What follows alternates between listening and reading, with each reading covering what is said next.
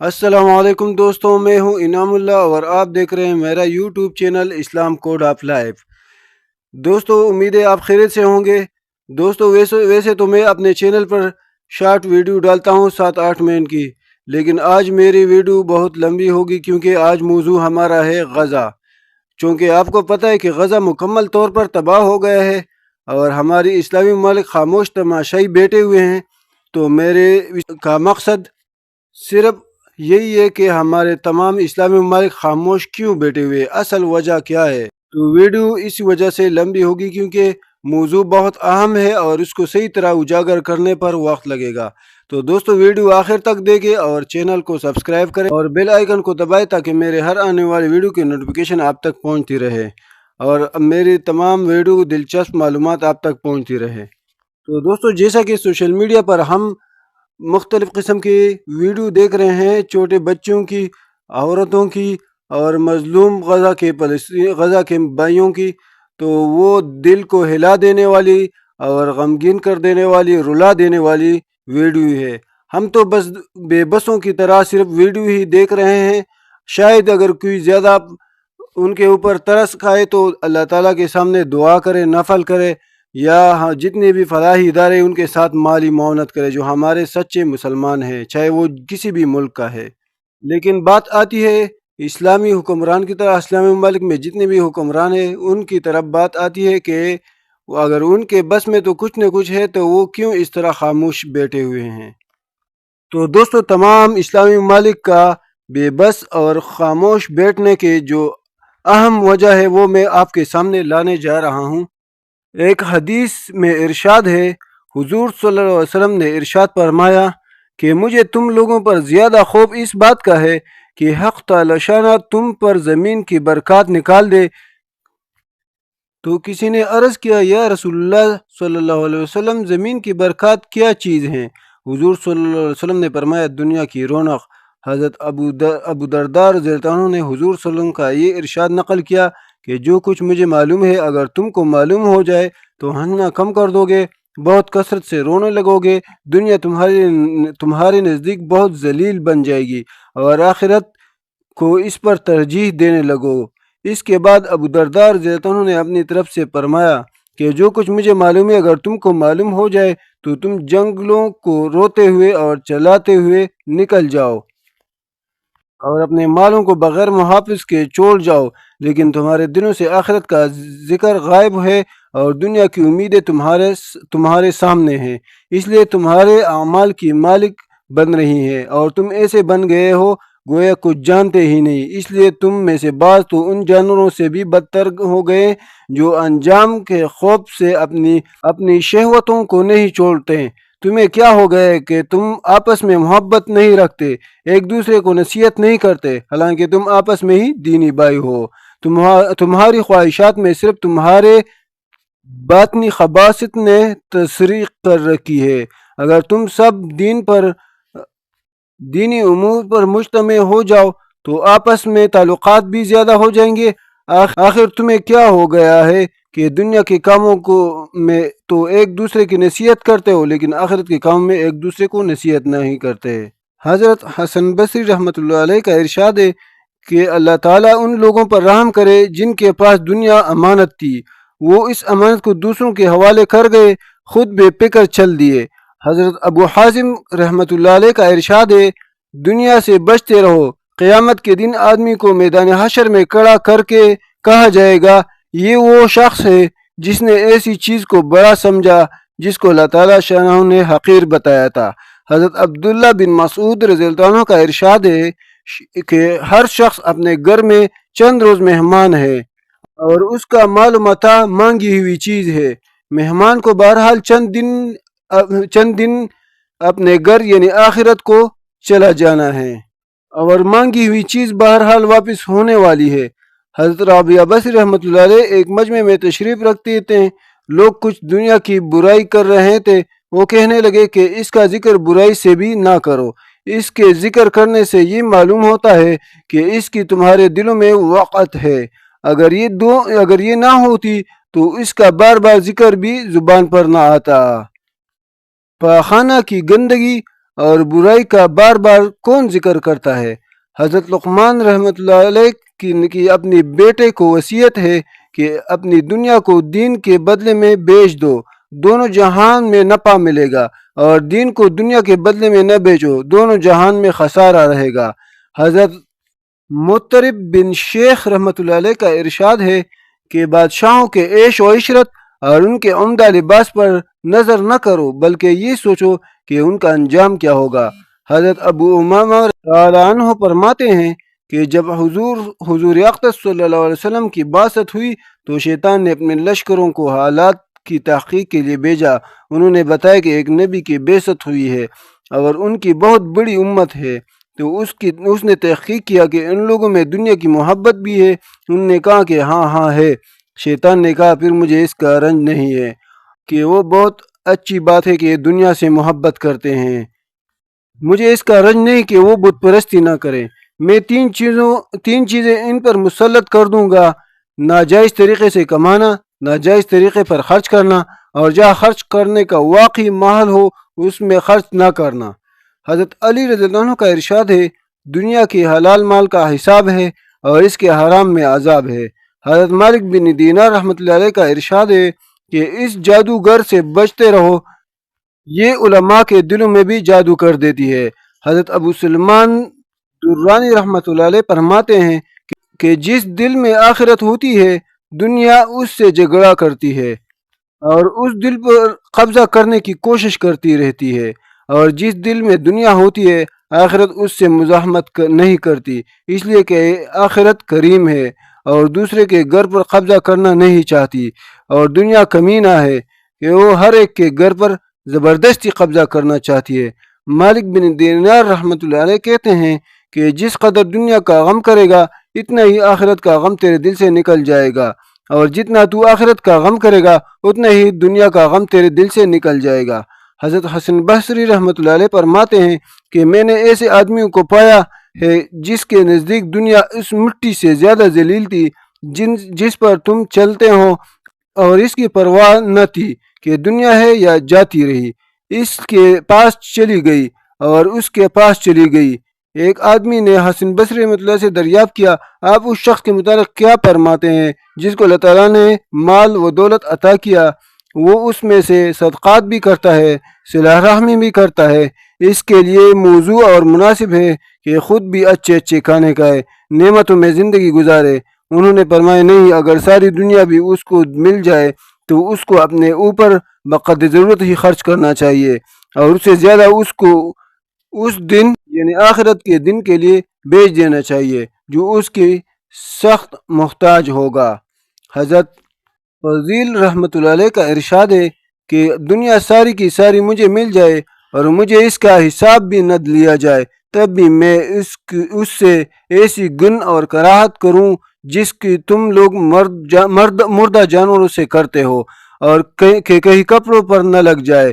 حضرت حسن رحمۃ اللہ رضی اللہ عنہ فرماتے ہیں کہ بنی اسرائیل کو حق اللہ تعالیٰ نے بندگی کرنے کے باوجود صرف دنیا کی محبت نے بت پرستی تک پہنچا دیا تھا۔ ان کا یہ بھی ارشاد ہے کہ آدمی اپنے مال کو تو ہمیشہ کم سمجھتا ہے مگر اپنے عمل کو کبھی کم نہیں سمجھتا۔ دین میں کوئی مصیبت آ جائے تو خوش رہتا ہے اور دنیا میں کوئی مصیبت پیش آ جائے تو گھبرا جاتا ہے۔ حضرت فضیل رحمۃ اللہ علیہ کا ارشاد ہے کہ دنیا میں داخل ہونا تو بہت آسان ہے لیکن اس سے نکلنا بہت مشکل ہے۔ ایک بزرگ فرماتے ہیں کہ میں تعجب میں ہوں اس شخص پر جس کو موت کا یقین ہو کہ وہ بہرحال آنے والی ہے، نہ معلوم کب آ جائے، پھر بھی کسی بات سے کیوں کر خوش ہونا ہے۔ تعجب ہے اس شخص پر جس کو اس کا یقین ہے کہ جہنم حق ہے اور اپنا حشر معلوم نہیں کہ کس طرف اور کس بات پر ہنستا ہے۔ تعجب ہے اس شخص پر جو دنیا کے ہر وقت کے انقلاب دیکھتا ہے پھر کیسے دنیا کی کسی بات پر مطمئن ہوتا ہے۔ تعجب ہے اس شخص پر جس کو یقین ہے کہ تقدیر برحق ہے، جو کچھ مقدر میں ہے وہ مل کر رہے گا، پھر کیوں مصیبتیں اٹھاتا ہے۔ حضرت امیر معاویہ رضی اللہ عنہ کے پاس شہر نجران کے ایک بزرگ آئے جن کی عمر 200 برس تھی۔ امیر معاویہ رضی اللہ عنہ نے ان سے پوچھا دنیا کو تم نے بہت دیکھا، کیسا پایا؟ کہنے لگا چند ایک سال راحت کے، چند ایک سال تکلیف کے، ہر دن رات میں کوئی نہ کوئی پیدا ہوتا ہے، کوئی نہ کوئی مر جاتا ہے۔ اگر پیدا ہونا بند ہو جائے تو دنیا ایک دن ختم ہو جائے کہ مرنے کا سلسلہ بھی ہے۔ اگر مرنا بند ہو جائے تو دنیا میں رہنے کو جگہ بھی نہ ملے۔ اس لیے معتدل نظام یہی ہے کہ پیدا بھی ہوتے رہیں، مرتے بھی رہے۔ حضرت معاویہ رضی اللہ عنہ نے فرمایا، مجھ سے کوئی چیز مطلوب ہو، میرے قابل کوئی خدمت ہو تو بتاؤ، میں اس کو پورا کر دوں۔ اور کہنے لگے کہ جو عمر میری ختم ہو چکی ہو وہ مجھے واپس مل جائے یا آئندہ کو موت نہ آئے۔ امیر معاویہ رضی اللہ عنہ نے کہا، یہ تو میں نہیں کر سکتا۔ کہنے لگے، پھر مجھے آپ سے کچھ مانگنا بھی نہیں ہے۔ ابو سلمان رحمۃ اللہ علیہ فرماتے کہ دنیا کی شہوتوں سے ہی شخص صبر کر سکتا ہے جس کے دل میں آخرت کی چیز کے ساتھ کوئی مشغول ہو۔ مالک بن دینار رحمۃ اللہ علیہ کہتے ہیں کہ ہم سب نے دنیا کے ساتھ محبت کر لینے پر صلح کر لی ہے، جس کی وجہ سے کوئی شخص کسی کو نہ اچھی بات کا حکم کرتا ہے نہ بری باتوں سے روکتا ہے۔ اللہ تعالیٰ اس حال پر ہمیں ہمیشہ چھوڑے رکھیں ہرگز نہیں ہو سکتا، نہ معلوم کس وقت کیا عذاب ہم پر نازل ہو جائے۔ حضرت حسین رضی اللہ عنہ کا ارشاد ہے کہ اللہ تعالیٰ جس بندے کے ساتھ بلائی کا ارادہ فرماتے ہیں تو اس کو تھوڑی سی دنیا مرحمت فرما کر روک لیتے ہیں۔ مال اس کے پاس ختم ہو جاتا ہے، پھر وہ تھوڑا سا اور دے دیتے ہیں۔ اور جو شخص اللہ تعالیٰ کے نزدیک ذلیل ہوتا ہے اس پر دنیا کو پھیلا دیتے ہیں۔ ایک بزرگ کی دعا کے الفاظ ہیں، جو اس پر قادر ہے کہ آسمان کو زمین پر گرنے سے روک دینے، دنیا کو میرے پاس آنے سے روک دے۔ محمد بن منقدر رحمۃ اللہ علیہ کہتے ہیں کہ اگر کوئی شخص ہمیشہ روزے رکھے، کبھی افطار نہ کرے، رات بھر تہجد پڑھے، بالکل نہ سوئے، اپنے مال کو خوب خیرات کرتا ہو، اللہ کے راستے میں جہاد کرتا ہو اور گناہوں سے بچتا ہو، لیکن قیامت کے دن اس کو کھڑا کر کے یہ مطالبہ کیا جائے کہ اس کی نگاہ میں وہ چیز واقعیت تھی جس کو اللہ تعالیٰ نے ذلیل بتایا، یعنی دنیا، اور جس چیز کی واقعیت تھی جس کو اللہ تعالیٰ نے توقیق بتایا، یعنی آخرت، تم ہی بتاؤ کہ اس پر کیا گزرے گی، پھر ہم لوگوں کا کیا حال ہوگا۔ اس مرض میں یعنی دنیا کے وقت میں مبتلا ہیں اور اس کے ساتھ ساتھ گناہوں میں بھی مبتلا ہے۔ عبداللہ بن مالک رحمۃ اللہ علیہ فرماتے ہیں کہ دنیا کی محبت نے اور گناہوں نے دلوں کو وحشی بنا رکھا ہے، اس لیے خیر کی بات دلوں تک پہنچتی نہیں، یعنی اثر نہیں کرتی۔ حضرت حسن بصری رضی اللہ عنہ نے حضرت امیر المومنین عمر بن عبدالعزیز کو ایک خط لکھا جس میں وہ حمد و ثنا کے بعد تحریر فرمایا کہ دنیا کوچ کا گھر ہے اور رہنے کا گھر نہیں۔ حضرت آدم علیہ السلام بنت ہوا کو اس میں سزا کے طور پر بھیجا گیا تھا کہ جنت میں ان سے ایک لرزش ہو گئی تھی تو بطور جیل خانہ کے یہاں بھیجا گیا تھا، اس لیے اس سے ڈرتے رہیں اور اس کا توشہ اس کو چھوڑ دینا ہے۔ اس کا غنی اس کا فقر ہے، یعنی اس میں غنی وہی شخص ہے جو ظاہر میں فقیر ہے، اور یہ ہر وقت کسی نہ کسی کو ہلاک کرتی رہتی ہے۔ اس کو عزیز سمجھے، اس کو یہ ذلیل کرتی ہے۔ جو اس کو جمع کرنے کا ارادہ کرے اس کو دوسروں کا محتاج بناتی ہے۔ یہ ایک زہر ہے جس کو انجان لوگ کھاتے ہیں پھر وہ مر جاتے ہیں۔ حضرت عیسیٰ علیہ السلام کا ارشاد ہے کہ دنیا کو اپنا سردار نہ بناؤ، وہ تمہیں اپنا غلام بنا لے گی۔ اپنا خزانہ ایسی پاک ذات کے پاس محفوظ کر دو جہاں ضائع ہونے کا اندیشہ نہیں ہے۔ دنیا کے خزانوں میں اضاعت کا اندیشہ ہر وقت رہتا ہے، اللہ تعالیٰ کے خزانوں پر کوئی آفت نہیں آتی ہے۔ حضرت عیسیٰ علیہ السلام کا ارشاد ہے کہ دنیا کی خباثت کے آثار میں سے یہ بات بھی ہے اس میں اللہ تعالیٰ کی نافرمانی کی جاتی ہے، اور اس کی خباثت کی علامت میں سے یہ بھی ہے کہ آخرت اس کو چھوڑ دیے بغیر نہیں ملتی۔ یہ بات اچھی طرح سمجھ لو کہ دنیا کی محبت ہر خطا کی جڑ ہے۔ تھوڑی دیر کی خواہشات بہتات طویل زمانے کی رنج و عذاب کا ذریعہ بن جاتی ہے۔ اس کا یہ بھی ارشاد ہے کہ دنیا بعضوں کی طلب ہوتی ہے، بعضوں کو مطلوب ہوتی ہے۔ جو آخرت کے طلب ہیں ان کو تو یہ خوب طلب کرتی ہے، روزی ان کو پہنچ جاتی ہے۔ جو اس کے طلب میں لگے جاتے ہیں اور آخرت کو ان کو خود طلب نہیں کرتی، حتیٰ کہ موت آ کر ان کے گردن باندھ لیتی ہے۔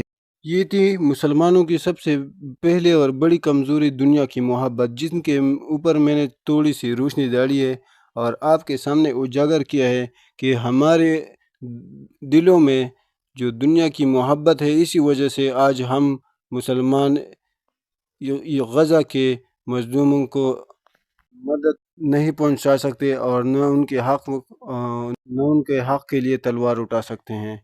دوسری جو سب سے اہم وجہ ہے جس کے اوپر میں روشنی ڈالنے جا رہا ہوں وہ ہے جہاد کا۔ دوستوں، ہر سائنس یہی سبق ہمیں سکھا رہا ہے کہ مسلمانوں کو جہاد کے لیے بیدار کیا جائے، اسی میں بے شمار مسائل کا حل ہے۔ ابھی چند دنوں پہلے ایک ویڈیو میں نے مجاہدین کو بے دردی سے شہید کرتے ہوئے کہا ہے کہ ایک مشرک کو آخر یہ ہمت کس طرح ہو گئی کہ اس نے امت مسلمہ کے ایک نوجوان کو، ماں بہن کو گالیاں دی۔ آج اگر امت مسلمہ زندہ ہوتی اور بیدار ہوتی تو یہ نوجوان اس کا ذہنی کرب کا شکار نہ ہوتا، مگر یہ نوجوان چیختا رہا اور نامعلوم کتنے نوجوان، بوڑھے اور بچے اسی طرح چیختے رہے ہوں گے جیسے آج کل غزہ میں ہو رہا ہے، کراہ رہے ہوں گے، مگر کون ان کی آواز سنے؟ کسی کو ہنسنے اور قہقہے لگانے سے فرصت تو ہو، یہ تکلیف گوارا کرے۔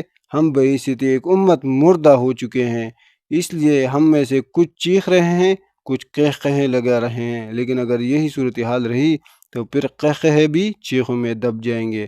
رات کی تاریکی میں مظلوموں کی آنکھوں سے گرنے والے آنسو آسمانی عذاب کو بلا کر رہے گی، اور وہ عذاب اب پھیلتا جا رہا ہے۔ اس عذاب کا علاج صرف ایک ہے اور وہ ہے جہاد فی سبیل اللہ۔ مسجد اقصی اور بابری مسجد کے بعد اب کعبۃ اللہ اور مسجد نبوی کی گرم آہیں ہمیں بیدار کرنے کے لیے کافی ہیں۔ بابری مسجد کا گنبد تو ممبر گر چکا ہے، کاش اس کے بعد ہر مسجد کا ممبر اپنی جگہ خون آنکھوں اور زبان سے بہا کر مسلمان کو مساجد کا محافظ بنا دیتا، مگر کسی جگہ مسجد کی کمیٹی اجازت نہیں دی تو کئی خطیب اس درد سے محروم ہیں۔ انگریز کی مکاری اور ناپاک عزائم بتا رہے ہیں کہ ہم مسلم لیگ اور کانگریس کے نعروں میں الجھ کر اس دعوت سے بہرے بند کیے گئے ہیں، جس کے نتیجے میں آج گورے کافر نے حجاز مقدس پر قبضہ جمانے کے لیے سب کچھ کر لیا ہے۔ وہ حجاز کے محافظ غافل قوم کے خلاف کر سکتا تھا، آج ایک طرف تو حرم کی فضاؤں میں امریکی اور برطانوی طیاروں کی منحوس آوازیں گونج رہی ہیں، جبکہ دوسری طرف حرم شریف کے منبر و محراب سے یہود و نصارہ کے خلاف تقاریر تو درکنار، بد دعا کرنے پر بھی پابندی ہے۔ آج ہمارے کندھوں پر بندوق رکھ کر ہمارے اپنے بھائیوں کو نشانہ بنایا جا رہا ہے۔ ہمیں تو بس خوبصورت گاڑی، مضبوط بنگلے، موبائل پور اور ٹھنڈ ایئر کنڈیشن کی ضرورت ہے، اور یہ سب کچھ پانے کے لیے ہمیں امریکہ کی غلامی کرنی پڑتی ہے۔ اگر ہم جو کی روٹی کھا کر عزت سے جینا جانتے تو ہمارے ملک میں جو گندم وافر مقدار میں ہوتی ہے، اگر ہم بے غیرتی کے رزق برق لباس کے بجائے اور اون اور سود کا باعزت لباس پہنتے تو ان سب کے لیے ہمیں کہیں سے قرضہ لینے کی ضرورت ہے، نہ کافروں کے استعمال شدہ مشینیں خریدنے کی۔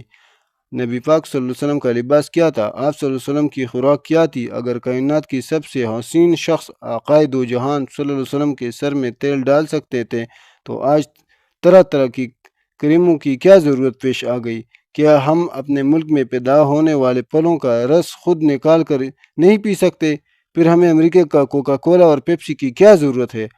گھر میں پڑا ہوا سونا اور ہیرے جواہرات کس کام کے ہیں؟ کیا ان کی وجہ سے ہمارے گھر چمکتے ہیں؟ کیا ان کی بدولت ہم محفوظ رہتے ہیں؟ ایسا سونا کس کام کا جس کے ہوتے ہوئے ہم اپنے خوبصورت بوسنیا بھائیوں کو کفن تک نہ دے سکے؟ ایسے جواہرات کس کام کے جس کے ہوتے ہوئے ہم ماضی میں اپنے افغان بہنوں کو قبر تک نہ دے سکے؟ حضرت عائشہ رضی اللہ عنہا اور حضرت فاطمہ رضی اللہ عنہا کے پاس کتنا سونا تھا؟ کیا اس سونے سے وہ اسلحہ نہیں خریدا جا سکتا جو حجاز کے ریگستان اور امریکی ابو جہل صفت فوجوں کا قبرستان بنا دے؟ بے شک خرید جا سکتا ہے، مگر یہ کام تو وہی کرے گا جسے اسلام سے محبت ہوگی، اور ہم اس سے یہودیوں کا قلع کما کر سکے۔ مگر ہم ابھی تک پورے مسلمان ہی نہیں ہوئے، بلکہ ہم تو ہندوؤں کی طرح صرف شادی کارڈ پر ہزاروں لاکھوں روپے خرچ کرتے ہیں۔ آخر یہ کارڈ کس کام کے ہیں جبکہ ہماری عصمتیں بازاروں میں نیلام ہو رہی ہیں؟ شادی پر لاکھوں روپے کس غرض سے خرچ کیے جا رہے ہیں؟ حالانکہ ہمارے لیے خوشی کا کوئی موقع نہیں ہے، ہماری ہر طرف غم کے بادل چھائے ہوئے ہیں۔ ہمیں ہر طرح سے سسکیاں اور آہیں سنائی دے رہی ہیں۔ جو لوگ جنہوں نے ہمیں غلام بنا رکھا ہے اور جنہوں نے ہمارے خون کو چوس کر نام و نہاد ترقی حاصل کر رکھی ہے، وہ ہمارے دشمن ہیں، مگر ہم انہوں کے قائم کردہ تعلیمی اداروں میں لاکھوں روپے فیس جمع کر کے اپنے بچوں کو پڑھاتے ہیں۔ کیا ہم اتنے گر چکے ہیں کہ ہم روزی کے لیے اپنی زبان نہیں بلکہ دوسروں کی بولی سیکھنے پڑتی ہے؟ کہ بھی آپ نے اس مسئلے پر غور کیا ہے؟ آخر یہ کون لوگ ہم پر مسلط ہیں جو ہمیں اپنی زبان تک نہیں بولنے دیتے؟ یہ چاہیں تو صرف 3 منٹ میں ایک قرارداد پاس کر کے انگریزی کو دھکے دے کر اپنے ملک سے باہر نکال دیں، مگر یہ خاندانی غلام ایسا نہیں کرتے، کیونکہ انہیں حکومت صرف اسی لیے ملے تاکہ وہ ہمیں گوروں کا غلام بنا سکیں۔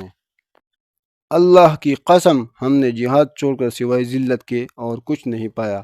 آج ہمیں ترقی کے نام پر بندروں کی طرح نچایا جا رہا ہے۔ گورا ظالم ہم سے کروڑوں ڈالر لے کر ہمیں بلیڈز اور ریزر دیتا ہے تاکہ ہم اپنی شکل اس کی طرح بنانے کے لیے اپنا منہ رگڑیں۔ گورا ظالم اربوں ڈالر لے کر ہمیں جوتے بیچتا ہے تاکہ ہم اسی کے بنائے ہوئے جوتوں کو گلے کا ہار اور اپنی عزت کا تاج سمجھے، حالانکہ ہم خود اپنے جوتے بنا سکتے ہیں۔ گورا ظالم کروڑوں ڈالر لے کر ہمارے لیے پتلونیں، ٹائیاں، جیکٹیں بیچتا ہے تاکہ ہم اپنے تشخص سے محروم رہیں۔ گورا ظالم اربوں ڈالر لے کر ہمیں ایسی دوائیاں بیچتا ہے جنہیں کھا کر 10 مزید بیماریاں لگتی ہیں۔ بالآخر ہم ان کے علاج کے لیے پھر گورے کے ملک جانا پہنچتے ہیں، حالانکہ ہمارے نبی صلی اللہ علیہ وسلم کی سیرت میں اور ہمارے جنگلات کی بوٹی میں ہماری صحت کے لیے سب کچھ موجود ہے۔ گورا ظالم کروڑوں ڈالر لے کر ہمارے کے لیے گاڑی بیچتا ہے تاکہ ہم گھوڑوں کے پیٹ سے محروم رہیں اور نئے ماڈلوں کے چکر میں پڑ کر خود کوئی گاڑی نہ بنائیں۔ گورا ظالم کیمرے، ٹی وی، ویڈیو، کمپیوٹر کے ذریعے ہمارے ملک میں فحاشی پہ سپلائی کرتا ہے اور اس کے بھی ہم سے اربوں ڈالر وصول کرتا ہے۔ گورا ظالم ہمارے عورتوں کے لیے پیشن اور بیائی کا سامان بیچ کر ہماری جیبوں سے کروڑوں ڈالر نکال لیتا ہے، مگر ہم بھی بیوقوف جانوروں کی طرح اس کے سامنے ناچتے ہیں، اسے جھک کر سجدے کرتے ہیں اور اس جیسا بننے کے لیے ہر بیوقوفی کرتے ہیں۔ اگر میں وہ طریقے لکھوں جنہیں اپنا کر گوروں نے آج عربوں کو بیوقوف بنا رکھا ہے، وہ ان کی دولت دونوں ہاتھ سے لوٹ رہا ہے، تو غم کی وجہ سے آپ کا کلیجہ منہ کو آ جائے گا۔ یہ سب کچھ میں نے یورپ میں اپنی آنکھوں سے دیکھا اور میرا دل خون کے آنسو رویا۔ یاد رکھیے، ہمیں اپنے ترقی کے لیے یورپ اور امریکہ کی ذرا بر ضرورت نہیں، البتہ ان کٹملوں اور مچھروں کو زندہ رہنے کے لیے ہمارے خون کی ضرورت ہے۔ وہ صدیوں تک ہمیں جزیہ دے کر آپس میں لڑتے مرتے رہیں، مگر انہوں نے کچھ گر سیکھ لیے اور ہم اپنے راستے کو بھول گئے۔ ایک زمانے میں یورپ کی سلطنت کے 60 شاہزادے سلطان بایزید یرغمل نے زندہ گرفتار کیے تھے اور پھر انہیں زندگی کی بھیک دے کر چھوڑ دیا تھا، مگر آج اسلامی دنیا امریکی میزائلوں کی زد میں ہے۔ کل تک یورپ قومیں ہماری جوتے صاف کرتی تھی، مگر آج ہمارے حکمران ان کے تلوے چاٹ رہے ہیں اور ان کے بدبودار رخساروں پر ہمارے کسان کے خون پسینے کی کمائی نچاور کر رہے ہیں۔ کل تک اہل یورپ ہمارے غلام تھے، مگر اب ہم نے جہاد کو چھوڑ دیا ہے اور ہم ترقی کو جھوٹی فریب کا شکار ہو چکے ہیں۔ آج اگر ہمارے ملک کا سرمایہ یورپ جانا بند ہو جائے، ہم یورپ اور امریکہ کے تمام اشیاء کا بائیکاٹ کر دیں اور جوتے اور کپڑوں میں اپنی عزت ڈھونڈنے کے بجائے عزت کا فیصلہ میدان جنگ میں کرے، تو انشاءاللہ پھر یہی امریکہ اور یورپ اپنا وجود کھو بیٹھے گی اور ہمارے غلامی کرنے پر مجبور ہو جائے گی۔ ممکن ہے آپ کو یہ سب کچھ ناممکن نظر آئے، مگر میں 1000 بار مکمل یقین اور اعتماد کے ساتھ قسم کھا کر کہتا ہوں کہ یہ سب کچھ ممکن ہے۔ ماضی میں روم پارس کی سلطنتیں آج کے امریکہ اور یورپ کی زیادہ طاقتور نہیں تھی، مگر ان کا حشر کیا ہوا؟ آج کا یورپ اور امریکہ تو اندر سے دیمک خوردہ ہے، بس صرف ضرورت اس بات کی کہ مسلمان بچ جائے اور ہر شخص جہاد کی تربیت حاصل کرے اور تمام مسلمان منظم ہو کر ایک امیر کی اطاعت میں جہاد کے لیے متعلق ہو جائے، اقوام متحدہ اور امریکہ کے احکامات کے خلاف کلہ بغاوت کا اعلان کریں، اپنی زندگی کو سادہ بنائے اور اپنے معاشرے کو اسلامی بنائے۔ امریکہ اور تمام اسلام دشمن طاقتوں کو ہر طرح کے سامان کا بائیکاٹ کریں، دوسروں کے سامان پر انحصار کرنے کے بجائے اللہ تعالیٰ کے عطا فرمودہ فطری اسباب اور صلاحیتوں کو بروکار لائیں اور اپنے اندر غیرت ایمانی کے جذبے کو جگائیں۔ جب تک اجتماعی طور پر کوئی ترتیب نہ بنے، ہر مسلمان انفرادی طور پر یہ کام کرے اور یہ نیت رکھے کہ اگر مجھے اکیلے پوری دنیا کے کفر سے ٹکرانا پڑا تو اسلام کی عظمت اور مسلمان کی تحفظ کی خاطر اس سے بھی دریغ نہیں کروں گا۔ دوسروں کو دیکھنے کے بجائے ہر شخص اپنی ذمہ داری کو سمجھنے کی کوشش کرے۔ اگر کسی کو دیکھنا ہو تو پھر طالبان کو دیکھے۔ الحمدللہ اسلامی عظمت کا تابندہ نشان بن کر طلوع ہوئے ہیں۔ وہ صرف اللہ تعالیٰ سے مانگتے ہیں، کسی اور سے نہیں، صرف اللہ تعالیٰ کے سامنے جھکتے ہیں، کسی اور کے سامنے نہیں۔ وہ جانتے ہیں کہ حضور اکرم صلی اللہ علیہ وسلم کا یہ ارشاد بالکل سچ ہے کہ اگر پوری دنیا تمہیں نفع پہنچانے کے لیے جمع ہو جائے تو اتنا ہی نفع پہنچا سکتی ہے جو اللہ تعالیٰ نے لکھ دیا ہے۔ اگر پوری دنیا تمہیں نقصان پہنچانے کے لیے متحدہ ہو جائے تو صرف اتنا نقصان پہنچا سکتی ہے جو اللہ تعالیٰ نے لکھ دیا ہے۔ تو جب سب کچھ اللہ تعالیٰ کے قبضے قدرت میں ہے تو پھر اقوام متحدہ اور امریکہ کے سامنے جھکنے کی کیا ضرورت ہے؟ یاد رکھیے، اسلام دنیا کے میں غالب ہونے کے لیے آیا ہے، مگر ہمارے بزدل نفس پرستی اور ناجائز خواہشات نے آج کفر کو غالب کر رکھا ہے۔ ہمارا بہت بڑا جرم ہے۔ اس جرم کی تلافی صرف اور صرف جہاد کے ذریعے کی جا سکتی ہے۔ ہم اپنی مسلمان قوم کو یہی دعوت دیتے ہیں اور یہی پیغام سمجھانے کے لیے یہ ارادہ کیا ہے۔ اللہ تعالیٰ سے دعا کرتا ہوں اور اپنی خصوصی فضل و کرم فرما کر مجھے اس کا کار خیر کی توفیق عطا فرمائے۔ یاد رکھیے، جہاد کی دعوت دینا کوئی معمولی بات نہیں، اس لیے اسے نہ تو غیر اہم سمجھے اور نہ اس میں سستی کرے۔ جہاد کی دعوت دینا ہمارا کام ہے۔ دعوت کو مؤثر بنانا، اس کو دنیا کے کونے کونے تک پہنچانا اللہ تعالیٰ کے اختیار میں ہے، اور یہ بات سچ ہے کہ جہاد کی دعوت دینا مسلمان پر بہت جلد اثر کرتی ہے، اور اخلاص کے ساتھ دی گئی یہ دعوت سورج کی شعلوں کی طرح حیرتناک انداز سے ہر طرف پھیل جاتی ہے۔ اس باب میں بیان کیے گئے فضائل کو پڑھنے کے بعد جہاد کی دعوت دینے کا عزم کر لیجئے۔ اتنی دعوت دیجئے جہاں آپ کو اور آپ جہاد کی پہچان بن جائیں۔ ایسے درد سے دعوت دینے کا عزم کر لیجئے کہ کلیجے ہل جائے، تاکہ لوگوں میں غزہ کی تکلیف کا اور درد کا احساس اجاگر ہو جائے۔ مسلمانوں میں ایک ایک فرد کو بیدار کر دیجئے۔ ایک زمانے میں عیسائیوں کو شکست کا سامنا تھا تو ان کا ایک نیم برہنہ پادری گدے پر صلیب رکھ کر نکلا تھا اور اس نے پوری عیسائی دنیا کو متحد کر لیا تھا۔ جب ایک باطل پرست عیسائی ایسا کر سکتے ہیں تو کیا آج اس دور میں جبکہ مسلمان کو سانس سے زیادہ جہاد کی ضرورت ہے، مسلمان کو بعمل مؤثر افراد ہاتھوں میں قرآن مجید لے کر پوری امت مسلمہ کو جنگانے کے لیے نہیں نکل سکتے؟ اس میں ایک اور اہم مسئلہ ہے۔ اگر کافر مسلمان پر اچانک حملہ کریں اور مسلمانوں کو لڑائی کے لیے تیار ہونے اور اکٹھے ہونے کا موقع نہ ملے تو ہر اس شخص پر تنہا لڑنا اور اپنا دفاع کرنا فرض ہے جسے معلوم ہو کہ اگر اس نے ہتھیار ڈال دیے تو وہ مارا جائے گا۔ یہ مسئلہ ہر مسلمان کے لیے، خواہ وہ آزاد ہو یا غلام، عورت ہو یا اندھا، لنگڑا ہو یا بیمار، اور اگر امکان ہو کہ ہتھیار ڈالنے کے بعد قتل بھی ہو سکتے ہیں اور بچ کر گرفتار بھی ہو تو ایسے وقت میں لڑنا افضل ہے اور ہتھیار ڈالنا جائز۔ اور اگر عورت کو علم ہو کہ اگر میں ہتھیار ڈال دیے تو غلیظ ہاتھ میرے طرف بڑھیں گے تو اس پر اپنے دفاع میں لڑنا فرض ہے، اگرچہ اس میں اس کی جان بھی چلی جائے، کیونکہ جان بچانے کے لیے عزت کو داؤ پر لگانا جائز نہیں۔ آج بہت سے مسلمان خود بھی جہاد چھوڑ بیٹھے ہیں اور دوسروں کو بھی اس بحث میں الجھا کر جہاد سے دور کرنے کی کوشش کرتے رہتے ہیں، حالانکہ آپ نے خود پڑھ لیا ہے جہاد اس وقت تک فرض کفایہ ہوتا ہے جب مسلمان کافروں کی طرف سے پرامن ہوں۔ ذرا دل میں ہاتھ رکھ کر بتائیے کہ کیا آج مسلمان امن میں ہیں؟ یقین آپ کو ہر طرف مسلمانوں کی چیخ و پکار اور ان کی برہنہ لاشیں عقوبت خانوں میں سے سکتی جوانیاں چیخ کر بتائیں گی کہ مسلمان ہرگز امن میں نہیں، بلکہ ان پر تو ظلم ڈھائے جا رہے ہیں جو سپاک درندے بھی کمزور جانوروں پر نہیں ڈاتے۔ جہاد تو اس وقت فرض کفایہ ہوتا ہے جب کافر اپنے ملکوں میں ہوں اور ان کی فوجیں ان کی سرحدوں کے اندر ہوں، مگر آج ہرگز ایسا نہیں ہے، بلکہ امریکی فوجیں ہوں یا ہندوستانی برطانوی لشکر یا فرانسیسی سربیائی درندے ہوں یا اسرائیلی ایتھوپیا کے کالے کافر ہوں یا اقوام متحدہ کی وردی پہنے گورے کافر، یہ سب کے سب ہمارے سرحدوں کے اندر گھس کر ہمارے علاقوں پر قبضہ جمائے بیٹھے ہیں۔ انہوں نے پوری دنیا میں مسلمانوں کا جینا دوبر کر رکھا ہے، تو کیا اب بھی جہاد فرض کفایہ ہے؟ امریکی راکٹ غزہ پر برس رہے ہیں، برطانوی جہازوں کے گن گرج غزہ پر ہو رہی ہے،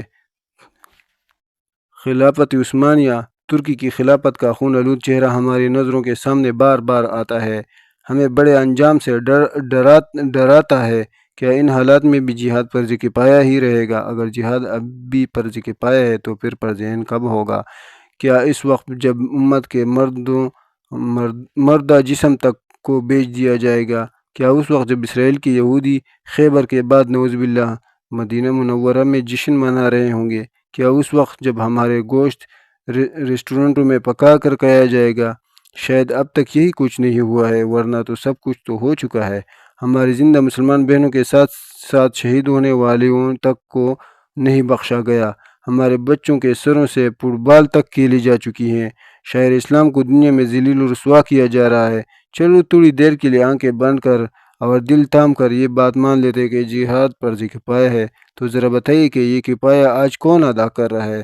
فرض کفایہ جہاد کا مطلب تو یہ ہے کہ مسلمان خود جا کر کافروں کے ملک پر حملہ کرے۔ یہ حملہ آج دنیا میں کہاں ہو رہا ہے؟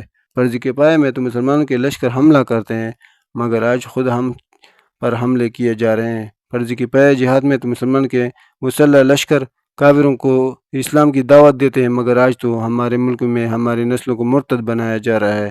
فرض کفایہ جہاد میں تو مسلمانوں کو کافروں سے جا کر کہتے ہیں اگر اسلام قبول نہیں کرتے ہو تو اسلام کی اقتدار اعلیٰ کو تسلیم کرو اور ہمیں جزیہ دے کر امن سے رہو، مگر آج تو ہم خود کافروں کو جزیہ دیتے ہیں اور اقوام متحدہ کی سلامتی کونسل کی شکل میں ان کی اقتدار اعلیٰ کو تسلیم کرتے ہیں، پھر بھی ہمیں امن کی بھیک نہیں ملتی۔ معلوم ہوا کہ فرض کفایہ ابھی ادا نہیں ہو رہا، جس کی وجہ سے آج پوری امت مسلمہ ذلت و پستی کا شکار ہے۔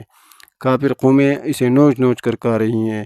اے مسلمانوں، اب تو اس بحث کا وقت نہیں رہا کہ جہاد فرض عین ہے یا فرض کفایہ، بلکہ اب تو جہاد فرض ہے، بڑا فرض ہے، ایسا فرض ہے جس پر ہماری زندگی اور ہمارے ایمان اور ہمارے نسلوں کا ایمان موقف ہے۔ تم اسے فرض عین سمجھو یا فرض کفایہ، ہمارے مسلمانوں تمہارے دشمنوں نے تمہیں مٹانا اور اپنے اوپر پرست کر رکھا ہے، وہ اپنی فوجیں لے کر میدان میں اتر آئے ہیں۔ آج اسلام کی عزت کا مسئلہ ہے، تمہیں غیرت کس طرح سے یہ بات گوارا کرتی ہے کہ جن علاقوں کو تمہارے پاک نبی صلی اللہ علیہ وسلم نے اپنے خون اور پسینے بہا کر آزاد کرایا تھا، اب پھر یہودیوں کے دسترس میں ہیں۔ فضول لفظی بحثیں چھوڑو، زمین پر دیکھو، کفر تمہیں چیخ کر پکار رہا ہے، آسمان کی طرف دیکھو، رب کے فرشتے تمہارے ساتھ اتر کر لڑنے کے منتظر ہے۔ آج ہم لوگوں کو دیکھ رہے ہیں جہاد چھوڑ کر اپنے مال غنیمت سے محروم ہو کر ہر جائز اور ناجائز طریقے سے دنیا کمانے میں لگے ہوئے ہیں۔ اللہ تعالیٰ نے ان کے دلوں کو محتاجی، حظ، بخل کے امراض میں ڈال دیے ہیں، چنانچہ وہ اپنے مال کے واجب حقوق، زکوٰۃ وغیرہ تک ادا نہیں کرتے، بلکہ مختلف طریقوں سے حرام کھاتے ہیں، جیسا کہ ناجائز ٹیکس، رشوت وغیرہ، اور دنیا کا ادنیٰ سے ادنیٰ مال بھی ان کے نظر میں بڑی اہمیت رکھتا ہے۔ اس حرص و لالچ نے انہیں ذلیل و رسوا کر رکھا ہے۔ اگر تم ان کی حالات پر غور کرو تو ان میں سے اکثر کو دیکھو گے کہ وہ طرح طرح کی ذلتوں کا شکار ہے، اور وہ زیادہ پانے کی لالچ میں نقصان سے بچنے کے لیے معلوم نہیں کس کس کے سامنے جھکتے ہیں، کس کس کی بندگی کرتے ہیں۔ اگر یہ لوگ غنی ہوتے تو انہیں کس کے آگے جھکنے کی ضرورت کیوں پیش آتی؟ یہ لوگ ظاہری طور پر اگرچہ مالدار نظر آتے ہیں، مگر حقیقت میں یہ فقر محتاج ہیں۔ ظاہری طور پر یہ لوگ معزز ہیں، مگر ذلت ان کے دل و دماغ پر مسلط ہو چکی ہے، جبکہ وہ شخص جو اپنی روزی تلوار مال غنیمت کے ذریعے حاصل کرتا ہے، اسے اس طرح کی ذلت یا پریشانیوں کا بالکل سامنا نہیں کرنا پڑتا، کیونکہ اسے جو ملتا ہے اس میں اللہ تعالیٰ کے سوا کسی کا کوئی عمل دخل نہیں ہوتا، اس لیے وہ ہر کسی سے آزاد رہتا ہے۔ اور پھر چونکہ مال غنیمت بغیر شبہ کے خالص حلال مال ہوتا ہے، اس لیے اسے استعمال کرنے سے دل میں نور پیدا ہوتا ہے، اور لالچ، حرص، بخل وغیرہ جسے اندھیرے خود بخود مٹ جاتی ہیں۔ چنانچہ مجاہد کو اگرچہ ظاہری طور پر غریب و فقیر نظر آتا ہے، مگر اس کا دل غنی ہوتا ہے، اس کے اوپر اگرچہ مسکینی کی چاپ نظر آتی ہے، لیکن اس کا دل عزت و عظمت کا دھنی ہوتا ہے۔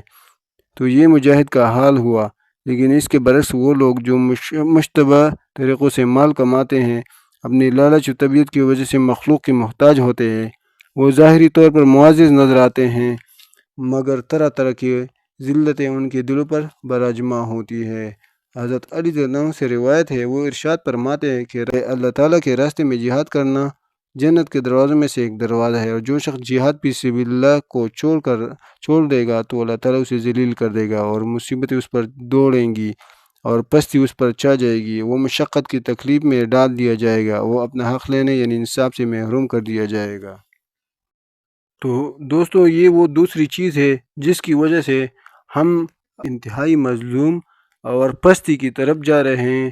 سب سے پہلے وجہ جو ہمارے دلوں میں دنیا کی محبت، دوسری وجہ جو ہمارے بیچ میں ہمارے مسلمانوں میں ہے بزدلی، جہاد کو چھوڑنا، تلوار کو نہ اٹھانا، اولاد کی محبت، اولاد کو اللہ کے راستے میں نہ بھیجنا۔ یہ دو اہم چیزیں ہیں، انتہائی اہم چیزیں ہیں، اور اگر اس کے اوپر سوچے تو ہم اللہ تعالیٰ نے قرآن میں بھی فرمایا ہے، اگر تم نہیں لڑتے ہو، جس کا میں صحیح ترجمہ شاید اس کا نہ کر سکوں، لیکن اس کا مفہوم کچھ اس طرح ہے، اگر تم نہیں لڑتے ہو تو ہم کسی اور قوم کو لے آئیں گے۔ یہ دو اہم وجوہات ہیں جس کی وجہ سے آج ہم زوال کا شکار ہیں۔ علامہ قرطبی رحمۃ اللہ علیہ فرماتے ہیں، اگر کوئی یہ سوال کرے کہ اگر سارے لوگ جہاد سے عمومی طور پر غفلت کر رہے ہوں تو اس وقت ان وعید سے بچنے اور جہاد کی فریضے کو ادا کرنے کے لیے اکیلا آدمی کیا کرے گا، تو اس کا جواب یہ ہے کہ اس اکیلے آدمی کو چاہیے کہ وہ کسی ایک مسلمان قیدی کا فدیہ دے کر اسے کافر سے چھڑا لے۔ اس طرح اس نے اس سے زیادہ کام کیا جیتنا، اور وہ لوگوں کے ساتھ مل کر سکتا تھا، کیونکہ اگر کئی مسلمان مل کر اس قیدی کو چھڑا سکتے ہیں تو سب کے ذمے تھوڑا تھوڑا مال آتا، مگر اب اس شخص نے اکیلے وہ سارا مال ادا کیا اور خوب اجر کمایا۔ اس طرح سے اسے چاہیے کہ اگر ممکن ہو تو اکیلا نکل کر لڑے یا پھر کسی مجاہد کو سنبھالے، جہاد خرچہ وغیرہ فراہم کرے۔ اگر ہم یہ بھی نہیں کر سکتے تو کم از کم جو ہمارے ملک میں امدادی تنظیمیں ہیں جو غزہ میں راشن وغیرہ پہنچاتے ہیں، خیمے، مختلف قسم کے امدادی سامان، علاج وغیرہ کے لیے، ان کی مالی معاونت کم از کم کر سکتے ہیں۔ جو تیسرا سب سے بڑا اور اہم پہلو ہے وہ ہے نظریاتی جنگ۔ دنیا میں جنگ کے دو طریقے ہیں، یا دو طریقے مروج ہے۔ ایک قسم کی جنگ وہ ہے جو فوج، اسلحے اور خطرناک ہتھیاروں کے ساتھ لڑی جاتی ہیں، جس میں انسان قتل کیے جاتے ہیں، خون بہایا جاتا ہے، آبادیاں تہس کی جاتی ہیں، لوگوں کو غلام بنایا جاتا ہے، لوٹ مار ہوتی ہے۔ جنگ کی دوسری قسم وہ ہے جن میں خون ریزی اور غارت گری تو نہیں ہوتی، لیکن عقائد و نظریات پر حملہ کیا جاتا ہے۔ یہ دوسری قسم کی جنگ اپنے مقصد و اثر کے لحاظ سے پہلے جنگ سے کم نہیں بلکہ بعض پہلوؤں میں زیادہ خطرناک ہے۔ جنگ کے اس دوسری قسم کو فکری و نظریاتی جنگ کہا جاتا ہے۔ یعنی اس کا مطلب یہ ہے، یعنی ان کوششوں کے مجمع کا نام ہے جن کے ذریعے سے کوئی قوم دوسری قوم پر غالب آتی ہے یا اسے متاثر کرتی ہے تاکہ اسے ایک خاص شکل میں ڈال دے۔ اس کی ایک مختصر تعریف یہی ہے، یعنی ایک ایسی جنگ جو روایتی ہتھیار کو چھوڑ کر دیگر ذرائع سے لڑی جائے۔ نظریاتی جنگ جب کوئی بھی قوم دوسری قوم کے ذہنیت، تہذیب، تمدن، خیالات کو تبدیل کرنے کی کوشش کرتی ہو تو اس کی اس کوشش اور مہم کو نظریاتی جنگ کہا جاتا ہے۔ ہر وہ قوم جو دنیا میں غالب اور دوسری قوم پر غالب آنے یا ان میں اپنی جغرافیائی نظریاتی سرحدوں کے دفاع کے لیے فکر مند ہوتی ہے، وہ جنگ ضرور لڑتی ہے۔ اگر کوئی قوم اپنے مخالفین کے مقابلے میں صرف ہتھیاروں سے کام لے تو اسے کبھی پائیدار کامیابی حاصل نہیں ہو سکتی۔ یہ تو ممکن ہے کہ اسے وقتی طور پر فتح حاصل ہو جائے، لیکن وہ اپنے حریف کو حقیقی معنوں میں کبھی مسخر نہیں کر سکتی۔ تاریخ میں نام پانے والے اور زندہ رہنے والے ہر قوم نے یہ جنگ لڑی ہے۔ کسی نے جنگ دوسروں کو مسخر کرنے کے لیے لڑی اور کسی نے اپنے تشخص کی بقا کے لیے لڑی۔ کبھی فکری جارحیت کا مقصود دوسروں کو برباد کرنا بھی ہوا ہے، اور کبھی اس کا مقصد اپنی لوٹ گسوٹ کی پونجی کو بچا رہا ہونا ہے۔ مشرق اور مغرب دونوں صدیوں سے اس کشاکشی میں فریق ہیں۔ نظریاتی جنگ میں مسلمان نے بھی حصہ لیا اور غیر مسلم نے بھی۔ دونوں کی جنگ میں بنیادی فرق اس کے نظریاتی اور اخلاقی پیمانوں کا ہے۔ دونوں کی جنگ اپنی اپنی تاریخ ہے جس کا مطالعہ کر کے ہم مسلمان اور کفار کی نظریاتی جنگ کے مابین کھلا اخلاقی اور نظریاتی فرق ملاحظہ کر سکتے ہیں۔ مسلمان صدیوں تک نظریاتی جنگ لڑتے رہے ہیں، اس کا اندازہ کسی بھی مدافعانہ رہا تو کبھی اقدامی جارحانہ۔ بس اوقات بیک وقت دونوں طرح کی جنگیں لڑی گئیں۔ مدافعت کا مقصد اللہ تعالیٰ کے آخری دن کی اصل شکل میں حفاظت کرنا تھا۔ اقدامی طور دین حق کو دنیا کے کونے کونے تک پہنچانا پیش نظر رہا۔ اس تمام مہم میں مسلمانوں کی جانب سے نظریاتی جنگ جن اصولوں کے تحت لڑی گئی وہ اخلاق عالیہ کا نمونہ اور سراسر شرافانہ روایت کا آئینہ ہے۔ اس مہم میں مسلمان قدم قدم پر صداقت، نیک نیتی، بے غرضی، آخرت کی فکر، اخلاق کی بلندی، انسانیت کی گڑھکن، مظلوموں سے ہمدردی، باہمی ایثار کا مظاہرہ کرتے ہوئے، کیونکہ قرآن و سنت حالت جنگ میں بھی انہی اخلاق و آداب کا اپنانے کا حکم دیتی ہے، چاہے وہ جنگ عسکری یا فکری۔ اس کے برعکس مغرب اور کفار تاریخ جس طرح روایتی جنگ میں ظلم و بربریت کا مظاہرہ کرتی ہے، اسی طرح نظریاتی جنگ میں بھی ان کا دامن جھوٹ، مکر و فریب، وعدہ خلافی، حلیہ جوانی اور ملم سازی سے سیاہ ہے۔ یہ میدان جس میں ہم اپنے اخلاقی اصولوں کی پاسداری کرتے ہیں، اغیار کو برابر کی چوٹ دیتے رہے ہیں، آج ہماری غفلت کے باعث دشمن کے ہاتھ آ گیا ہے۔ ہماری مسلسل کوتاہیوں اور اغیار کو فی زمانہ اس امید میں غالب آنے کا کھلا موقع فراہم کر دیا ہے۔ نظریاتی جنگ میں اگر ہم اپنے نقصانات کا مباحثہ کریں تو حضرت علی رضی اللہ عنہ کے دور میں انہی سازشوں کی وجہ سے جنگ جمل اور جنگ صفین کے سانحے پیش آئے۔ جب جنگ صفین کی تباہ کاریوں کے پیش نظر حضرت علی اور حضرت امیر معاویہ رضی اللہ عنہ کے درمیان صلح کے آثار واضح ہوئے تو پوری طور پر خوارج کا نیا فرقہ تیار کر کے مسلمانوں کو پھر منتشر کر دیا گیا۔ حضرت علی رضی اللہ عنہ کے جانشین حضرت حسین رضی اللہ عنہ کے تدبر کی بدولت مسلمان پھر ایک خلیفہ امیر معاویہ رضی اللہ عنہ پر متفق ہوئے اور فتوحات کا نیا دور شروع ہوا۔ امیر معاویہ کے وفات کے بعد مسلمانوں کے ایک سیاسی نظام میں مرثیت کا رخنہ پیدا ہونے کا خطرہ محسوس ہوا۔ اس موقع پر حضرت حسین رضی اللہ عنہ اصلاح احوال کے لیے کوپا روانہ ہوئے۔ اسی سفر کے دوران آپ کو بلا کر آپ کو کربلا میں شہید کر دیا گیا، جس سے بدامنی کے نئے طوفان کو ابھرنے کا موقع ملا۔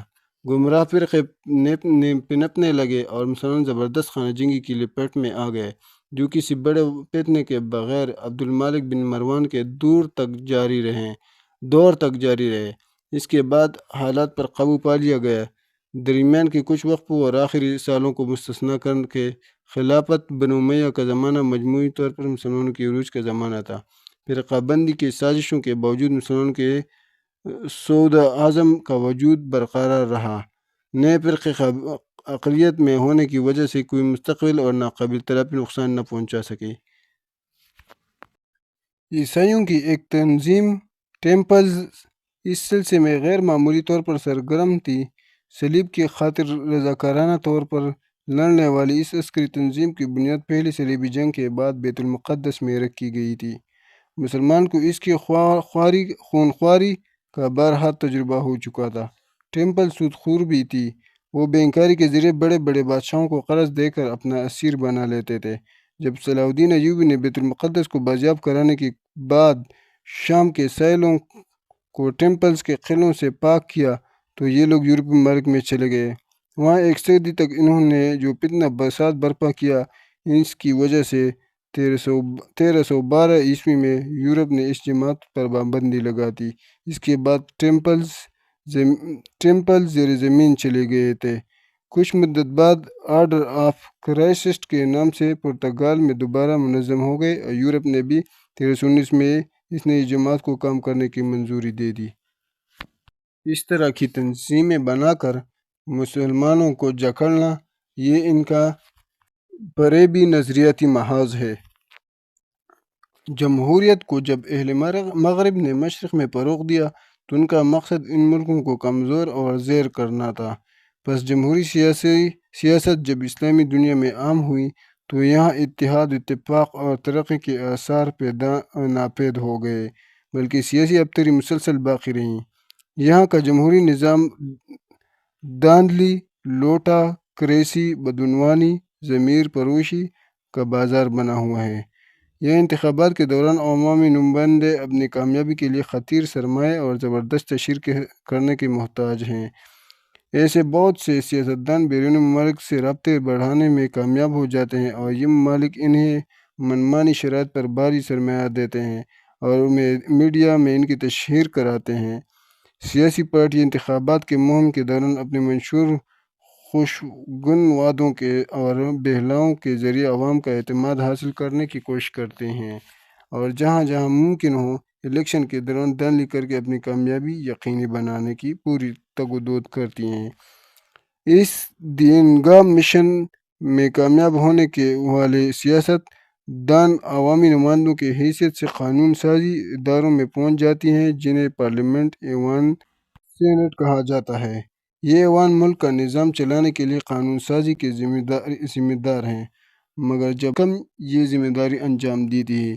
مسلم دنیا کا سیاسی نظام پہلے بہت سادہ تھا، جب شورویت پر استوار خلافت سے منسلک تھا۔ جب اسے ختم کر کے کرپشن زدہ جمہوریت کو فروغ دیا گیا تو کتنے ہی مسلم ممالک میں غیر اسلامی قانون سازی عام بات بن گئی، کیونکہ جمہوری فلسفہ قانون سازی کا حق بندوں کو تفویض کرتا ہے، اور اس کے تحت انسانی معاشرہ آزادانہ طور پر اپنی خواہشات کے سامنے رکھتے ہوئے اکثری رائے کی بنیاد پر کوئی بھی قانون طے کر سکتا ہے، چاہے وہ تمام آسمانی مذہب کے مسلم اقدام کے خلاف ہی کیوں نہ ہو۔ پاکستان کے آئین کے سرنامے قرارداد مقاصد کی وجہ سے ملک میں اسلامی شعائر اور قوانین کے تحفظ ملا ہوا ہے، جو اکابر علماء کی سر توڑ محنت کا ثمر ہے، ورنہ شام، اردن، مصر، تیونس اور دیگر کئی اسلامی ملک میں اسلامی شریعت کو مکمل خارج کیا جا چکا ہے۔ آج اسلام اور مغرب کے باہمی نظریاتی جنگ اس عالم میں لڑی جا رہی ہے کہ مغرب سائنس، ٹیکنالوجی، معیشت اور عسکری میدانوں میں ہر لحاظ سے بالا تر ہے۔ اسلام اور مغرب میں یہ لڑائی ماضی سے بالکل الگ نوعیت کی ہے۔ ماضی میں مشرق و مغرب کی سب سے بڑی کشمکش قرون وسطیٰ کی صلیبی جنگوں کی شکل میں ابھری تھی، مگر وہ جنگیں ہتھیاروں کی تھی جو ایک خاص علاقے میں لڑی گئی تھیں۔ آج کی جنگ نظریاتی اور افکار کی ہے جو پوری دنیا میں پھیل چکی ہے۔ وسائل کے لحاظ سے بھی یہ میدان مغرب بالا تر ہے۔ اس کے باوجود اسلام کے داعی اور فکری نظریاتی غازی یہاں بھی قلیل تعداد اور محدود وسائل کے باوجود اپنا فریضہ انجام دینے جا رہے ہیں، جس کی اثر آہستہ آہستہ ظاہر ہو رہے ہیں۔ نامور مفکر جناب شفیق الاسلام فاروقی کا کہنا تھا، بالکل بجا ہے، مادہ پرستی کے اس دور میں دنیا کا کون سا گوشہ ہے جہاں لوگ مادہ پرستی کو چھوڑ کر بڑی خاموشی کے ساتھ اسلام قبول نہیں کر رہے ہیں۔ مغرب میں انسانوں کا یہی وہ بڑھتا رجحان ہے جس سے صلیب کے لمبردار بری طرح پریشان ہیں۔ اللہ تعالیٰ کا ارشاد ہے، وَيُرِيدُونَ لِيُطْفِئُوا نُورَ اللَّهِ بِأَفْوَاهِهِمْ وَاللَّهُ مُتِمُّ نُورِهِ وَلَوْ كَرِهَ الْكَافِرُونَ۔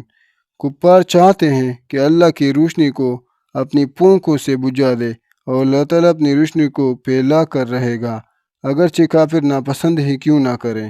ان صفحات کو اسی خیال میں پیش کیا گیا کہ ہمارے نوجوان نظریاتی و افکار کی جنگ میں مسلح ہو کر میدان میں اترے تاکہ مزید بہتر نتائج سامنے آ سکے۔ یہ بات طے ہے کہ حق باطل کی اس کشمکش میں اسلامی نظریہ ہی غالب آئے گا، اس لیے کہ اسلام ہی انسان کی اور اس خالص فطرت کی ترجمانی کرتا ہے جس کے مطابق خالق نے اسے پیدا کیا ہے۔ ذیل میں جمالی طور پر نظریات و کردار میں اسلام اور اہل باطل کا ایک تقابلی جائزہ پیش کیا جا رہا ہے۔ نمبر 1، انسانوں پر انسان کی بالادستی کا انکار کرتا ہے، دنیا پر چند سرمایہ داروں کی بالادستی کا انکار کرتا ہے، انسان کو بندہ بنانا چاہتا ہے جو اللہ پر ایمان رکھے اور اس کے رسولوں پر کی پیروی کرے۔ مغرب بندگی کا قائل نہیں، وہ خدا اور خدا کے رسولوں کا نظام کا منکر ہے۔ اسلام چاہتا ہے کہ انسان دنیا و آخرت کی فلاح پائے۔ مغرب کے نزدیک انتہائی نظریہ دنیا ہی ہے، آخرت تو یا تو ہے ہی نہیں یا ہے تو کوئی ایسی چیز نہیں جس کے لیے عملی طور پر کچھ کیا جائے۔ اسلام رنگ، نسل، قبیلے، زبان، وطن یا کسی اور امتیازی اعتبار، تعصب، فخر، بڑائی جتانے کی شدید مخالفت کرتا ہے۔ مغرب رنگ، نسل، وطن، دوسری امتیازی خصوصیات کی بنا پر تعصب و تفاخر کا عادی ہے۔ اسلام ایک پاکیزہ زندگی کا داعی ہے جو خاندانی نظام کے تحفظ دیتی ہے اور اسے مضبوط بنیاد فراہم کرتی ہے۔ مغرب کسی پاکیزگی کا قائل نہیں، بے حیائی، فحاشی کا داعی ہے، خاندانی نظام کی حد بندی، اسے آزادی چاہتا ہے تاکہ مرد وزن کو آزادانہ اختلاط کی زیادہ سے زیادہ مواقع میسر آئیں۔ آخر میں ایک اہم سوال یہ ہے کہ آخر یہودی نصارہ اور ہندو مل وحد یہ جب سب ایک دوسرے کے خلاف اتنی شدت سے کیوں نہیں لڑتے، مگر اسلام کے خلاف وہ بہت جلد متحدہ ہو جاتے ہیں۔ ماضی میں ان کی مثالیں بھی کم نہیں، حال ہی میں تو تمام تر منظرنامہ اس کا عکاسی کر رہا ہے۔ ایسا کیوں ہے؟ آپ نے دیکھا ہوگا غزہ کے صورتحال کے اوپر پوری کوپر دنیا اکٹھی اور متحدہ ہے، لیکن ہمارے مسلمانوں کا کیا حال ہے؟ کیا اسلام کی بنیاد میں کوئی ایسا ڈائنامائٹ نظم ہے جس سے تمام اقوام خوفزدہ چلی آتی ہیں؟ آخر ان سب کو اسلام سے کیا خطرہ ہے؟ ان کی اسلام کے خلاف اتحاد کی وجہ کیا ہے؟ اس سوال کا جواب یہ ہے، انہی اصل خطرہ اسلام کے بے عیب نظام، دلپذیر دعوت اور اس کے ناقابل شکست اصولوں سے ہیں۔ یہ اسلام کی کمزوریاں نہیں، خوبیاں ہیں جن سے وہ خوفزدہ ہیں۔ ان کی مسلمانوں کے خلاف مشترکہ صف بندی اسلام کی سچائی اور حقانیت کی دلیل ہے۔ روشنی کی کرن سے اندھیرے ہی خوفزدہ ہو سکتے ہیں اور گھروں کے محافظ کے خلاف چور ہی متحدہ ہو سکتے ہیں۔ اسلام نے صدیوں تک اقوام عالم کی حفاظت کی ذمہ داری انجام دی ہے۔ تاریخ میں اقوام عالم کی بڑی بڑی غیر متعصب شخصیات کو گواہیاں موجود ہے۔ ایک مذہب اور ایک نظام حیات کی حیثیت سے اسلام ہر عیب، کمزوری اور خرابی سے پاک ہے۔ اس کی وجہ صرف یہ ہے، اسے انسانوں نے نہیں، خالق کائنات نے تشکیل دیا ہے۔ خالق کا علم لامحدود ہے اور اس میں خطا کا کوئی امکان نہیں۔ اسلامی اصول اور احکام کا بنیادی ماخذ قرآن مجید انسانی کاوش نہیں، خالق کا کلام ہے۔ یہی وجہ ہے کہ اسلام 14 صدیوں سے اپنی بنیادی اور اصولوں پر قائم ہے۔ کسی مسلح یا پیشوا کو کبھی اس کی ضرورت نہیں پڑی کہ وہ اسلام کی بنیاد کو کھود کر اس کی تجدید کرے۔ اپنے اسی سدا بہار اور پائیدار تابندہ تشخص کی وجہ سے اسلام کو کبھی باطل نظریات سے سمجھوتہ کرنے کی ضرورت نہیں پڑی۔ اس کے برخلاف دنیا کے تمام مذاہب و نظریات کی سرشت میں بہت سی کمزوریاں اور خامیاں موجود ہیں، کیونکہ وہ خالص آسمانی تعلیمات پر مبنی نہیں۔ انہیں انسانوں نے تشکیل دیا جن کا علم بہرحال محدود ہے۔ مذہب کی بنیاد ماخذ بھی انسانوں کے تیار کردہ اور اغلاط و تخریفات کا مجموعہ ہے۔ ان نظریات و مذاہب کے قائدین کے سامنے یہ کمزوریاں اور خرابیاں آتی رہتی ہے۔ اسی وجہ سے وہ بار بار اپنے مذہب میں بنیادی تغیرات کرنے پر مجبور ہوتے ہیں۔ اپنے نظام میں اور ہیئت ترکیبی میں مضمر ایسی کمزوریوں کی وجہ سے اکثر اوقات کچھ باطل نظریات دوسرے باطل نظریات کے ساتھ لین دین پر تیار ہو جاتے ہیں۔ یہ لین دین کبھی اصولی بنیادوں پر ایک دوسرے سے اشتراک کی صورت میں اختیار کرتا ہے اور کبھی فروغ ضمنی چیزوں میں تبادلے کی شکل میں سامنے آتا ہے۔ کبھی اس میں صرف ایک دوسرے کو قابل قبول ماننے کا اظہار کیا جاتا ہے اور دوسرے کے نظریے کو بطلان کو جانتے ہوئے بھی اس کی ہاں میں لائی جاتی ہے، جیسے کہ غزوہ احزاب سے پہلے مشرکین مکہ اور یہودوں کے درمیان گفت و شنید میں یہودوں نے قریش کی بت پرستی کی تعریف کی اور اسے بجا قرار دیا تھا۔ اسی طرح دو باطل نظریے اپنی کمزوریوں کو محسوس کرنے کے باوجود ایک دوسرے کو شاباش دے کر اس کی نظریے کے خلاف متحدہ ہو جاتے ہیں، جس کے خمیرے میں باطل سے اشتراک کا مادہ نہیں ہے، جس میں جھوٹ کا کوئی گزر نہیں ہے اور جو حقیقت میں صداقت کے خلاف جانے سے عاجز ہے۔ ظاہر ہے کہ ایسا دین اور نظریہ ہی اپنا خالص پیورٹی باقی رکھ سکتا ہے۔ اس حقیقت میں کوئی انکار نہیں کر سکتا کہ یہ خاصیت صرف اسلام کی ہے، چونکہ اللہ تعالیٰ کا سچا اور خالص دین اسلام مخلوق کے بنائے ہوئے کسی نظام حیات اور نظریے سے صلح پر آمادہ نہیں ہو سکتا۔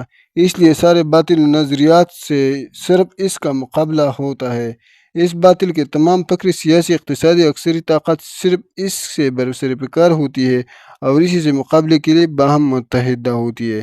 جب باطل نظریات کا باہم اشتراک یا اہل باطل کا اتحاد ہوتا ہے تو اسے دنیا کے سامنے جیو اور جینے دو کی پالیسی یا انسان دوستی جیسا کوئی پرکشش نام دے دیا جاتا ہے۔ اس اشتراک اور لین دین کی وجہ سے ان نظریات کے پیشواں سیاسی، عسکری اور اقتصادی محاذ پر بھی صحیح اور خالص نظریے کے خلاف اتحاد قائم کر لیتے ہیں۔ یہ اتحاد اتنا مضبوط ہوتا ہے جتنا کہ اس سے وابستہ منافع کی توقعات اگر خوشکن امیدیں رو بترقی ہوں تو اشتراک کی گروہ مضبوط ہوتی ہے، اور اگر مفاد پر ضرب پڑ رہی ہو تو توقعات دم توڑ رہی ہوتی ہے، تو یہ اتحاد و اتفاق بھی پارا پارا ہونے لگتا ہے۔ فی زمانہ باطل طاقتوں کو اسلام کے خلاف فکری و عسکری جنگ میں کامیابی مل رہی ہے۔ عالم اسلام پر جمی ان کی خریسانہ نگاہیں بتا رہی ہیں کہ ان کی توقعات ابھی باقی ہیں، اس لیے ان کا اتحاد بھی برقرار ہے۔ اس حالت میں بھی اسلام کا اپنا مسلسل دفاع کرنا اور باطل قلب میں بسنے والوں میں اپنی حقانیت کی گواہ تلاش کر لینا اس کے نیچے آفاقی دین ہونے کا کافی ثبوت۔ تو دوستوں، میرے ویڈیو کے اصل مقصد ان پہلوؤں کو اجاگر کرنا تھا جس سے ہم زوال کے شکار ہیں۔ تو جو پہلا پہلو میں نے اجاگر کیا ہے وہ ہے ہماری دنیا سے محبت۔ اگر آپ اپنے معاشرے میں نظر اٹھا کر دیکھیں تو یہ پہلو جھوٹ نہیں ہے بلکہ حقیقت پر مبنی ہے۔ دوسرا پہلو اجاگر کر کے دیکھیں تو یہ پہلو پر بھی حقیقت پر مبنی ہے۔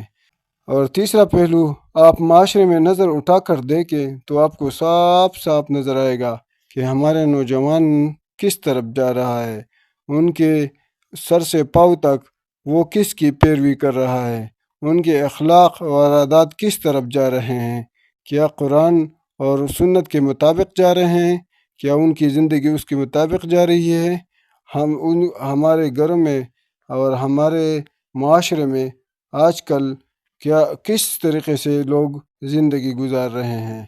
تو دوستو، ان تین اہم مسئلوں سے آپ کو آگاہ کرنا تھا تاکہ آئندہ کے لیے ہم اپنی اصلاح کریں اور مسلمان آپس میں اتفاق اتحاد کا مظاہرہ کریں اور ہم دنیا میں عزت کی زندگی گزاریں اور آخرت میں کامیابی و کامرانی ہماری نصیب میں آ جائے۔ اور اللہ تعالی ہم سب کو ہدایت نصیب فرمائے، ہمیں نیک عمل کرنے کی اور دین کے راستے پر چلنے کی توفیق عطا فرمائے، اور اللہ تعالیٰ غزہ کی مظلوم انسانوں کی مدد عطا فرمائے، اور ہمیں اپنے دشمن کو شکست دینے کی اور اپنے اعمال کو سیدھا کرنے کی اور دشمن کو زیر کرنے کی توفیق عطا فرمائے، اور فتنوں سے بچنے کی توفیق عطا فرمائے۔ تو دوستو، ان اہم موضوعوں کو سننے کے بعد اگر میرا چینل آپ کو پسند آ جائے تو چینل کو سبسکرائب کرے اور بیل کا آئیکن ضرور دبائے تاکہ میرے ہر آنے والے ویڈیو کا نوٹیفیکیشن آپ تک پہنچتی رہے۔ السلام۔ تو دوستوں، اجازت چاہتا ہوں، اگلی ویڈیو میں ملاقات ہوگی۔ اللہ حافظ۔